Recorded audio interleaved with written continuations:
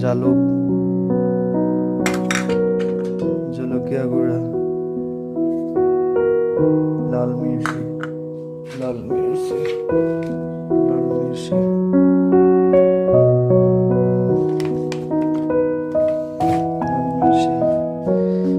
মধুফুলেং পাত, 2-3টা পালেং, পদুনা, গাজৰ, পিঁয়াজ, আদা, আম, কলি আম,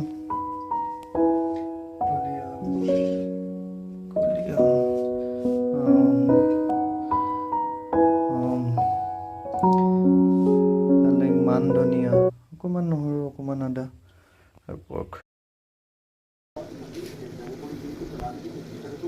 Naga bamboo shoot without oil and মছলা বইল পৰ্ক কাৰী ৰেচিপি।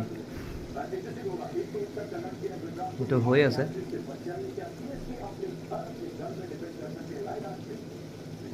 হৈ আছে।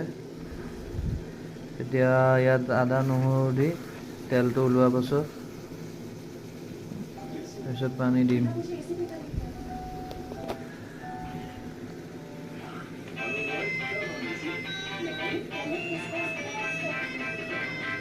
দি দিম।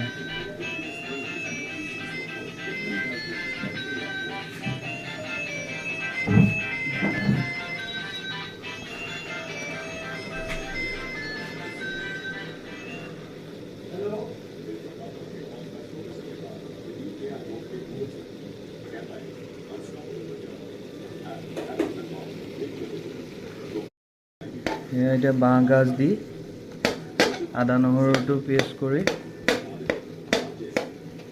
দি দিয়া হ'ল।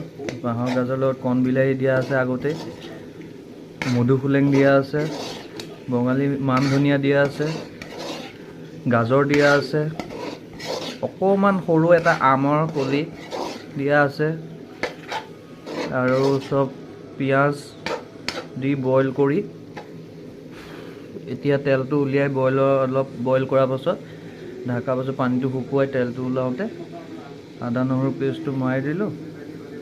এতিয়া যিটো অইল ওলাব, অলপ অইল ওলাই ছাইডত অহাৰ পাছতে আমি পানী বইল কৰি আৰু ঢাকি এনজয় কৰিব লাগে পিছত। মই ইয়াৰ আগত যিখিনি চব্জি গোটাই লৈছোঁ কাটি, সেইটো এড কৰিম, মই দেখাম বাৰু পিছত।